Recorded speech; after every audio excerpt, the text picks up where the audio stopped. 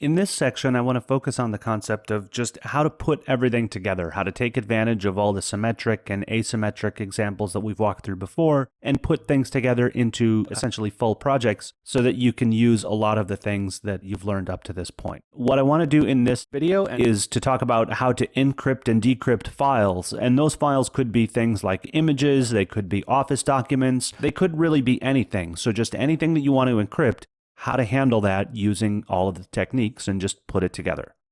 So security tends to work when it's easy. When it's the default path that people tend to go through, they'll work with it quite well. What that means is don't go through and don't code a lot of advanced, confusing things. And I'll explain what I mean by that in a bit. And through that, in your code, you can often enforce the right thing through the use of typing.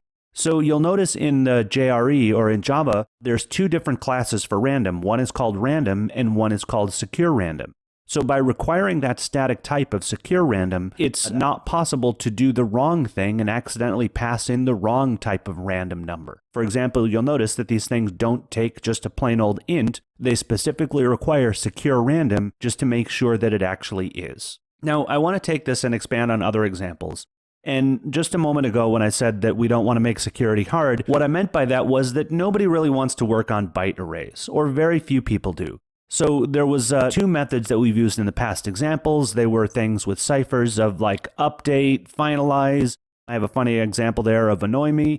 Basically, I don't want to work directly with byte arrays unless I really have to, which I generally don't. So what I do instead is we tend to wrap those with a set of closable streams, which are like input stream and output stream.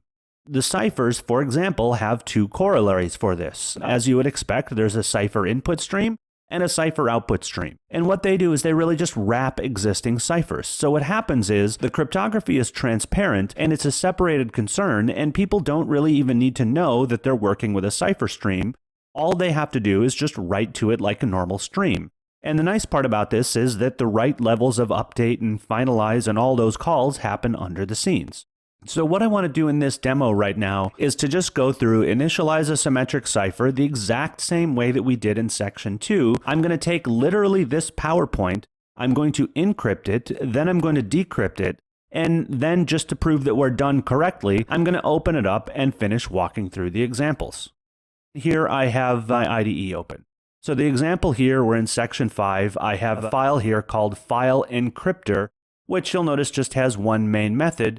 And right here at the beginning, you'll notice I wrote a comment that says this snippet is literally copied from symmetric example. I didn't do anything new, so you'll notice it sets up a secure random, it creates a key, it does the initialization vectors, and it prints the random key and initialization vector. This is exactly the same code because I just copied it from the section 2 examples.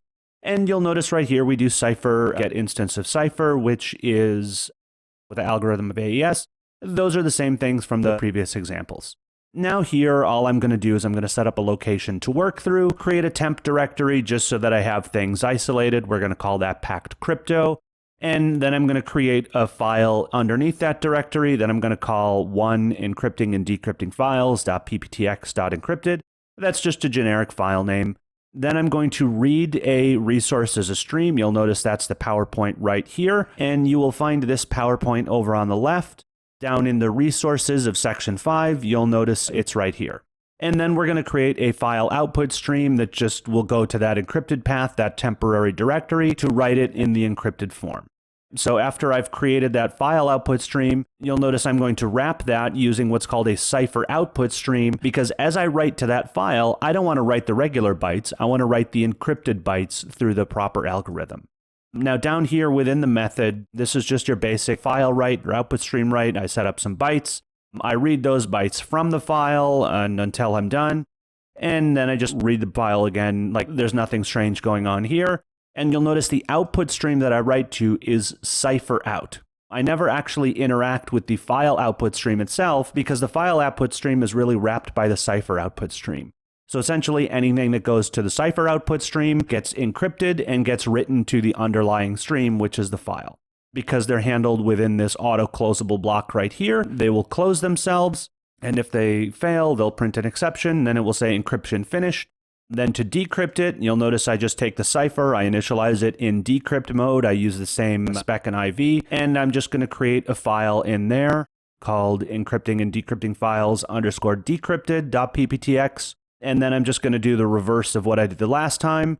I'm going to set an input stream that will read over here the same encrypted path. So that's that file that we wrote to in the previous one. Then I'm going to create a cipher input stream because I'm reading it. You'll notice it just takes the encrypted data in the cipher. So the same cipher, so the encrypted data is, again, I wrap that input stream that comes in. And then I'm going to create an output stream that is going to write the decrypted one to a file. So decrypted out is just going to be a new output stream that goes to my file location.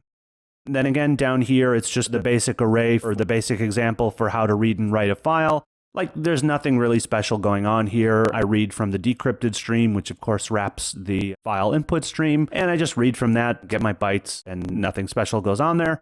And I write it to the decrypted out file output stream because that's where I want the file to go. Now, of course, down at the bottom here, I'll just say log.info, decryption complete, open, and then I'll print the path just so that I can find it a little bit easier. So what I'm going to do now is to hit Shift F6 to execute this program. All right, so I'm going to scroll up a little bit. This is the same thing that we had in that section 2 example, random key and initialization vector, just so that we have it. It says encryption finished, saved at this location. So I'm going to go to this location right here. I'm going to hit Control-C to copy that onto my clipboard. There we go. And now I'm just going to run that location. Hit Enter.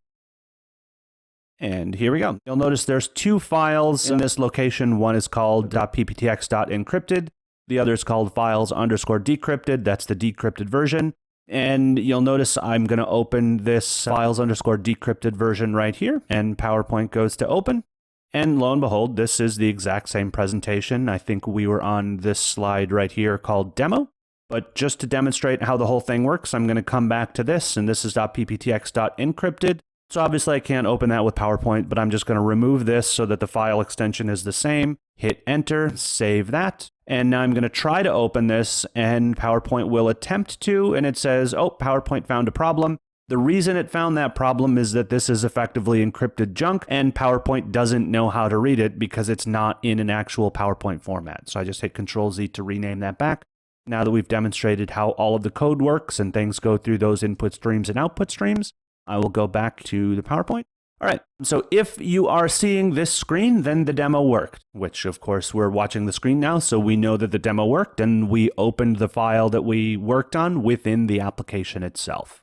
So why do I like those cipher input streams and cipher output streams? Well, because in the JRE, streams are just about everywhere, files, requests, all sorts of areas. They both obey all of the expectations that I have of streams. I don't have to deal with updates or finalize. What I can do is I can take my streams and I can wrap them in auto-close try finally blocks.